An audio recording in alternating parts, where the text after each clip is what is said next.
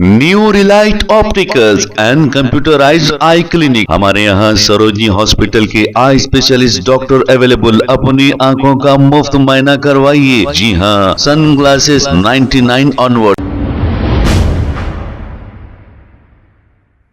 अस्सलाम वालेकुम नाजरीन, 7H न्यूज सच को रखे आपके आगे।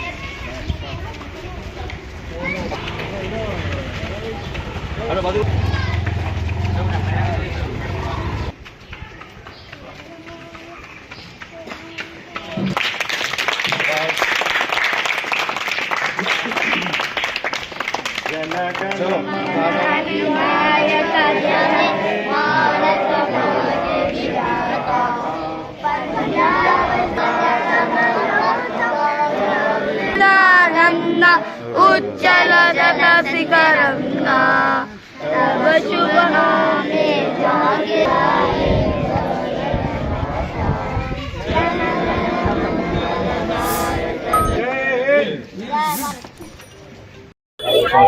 तमाम हमारे हिंदुस्तान के, भारत के हमारे हम वतन भाई हिंदू, मुस्लिम, सिख, ईसाई तमाम ही लोगों को आज यौम आज़ादी के मौके पर मुबारकबाद पेश करता हूँ। और तमाम ही लोगों को जो है आज की खुशखबरी, आज 15 अगस्त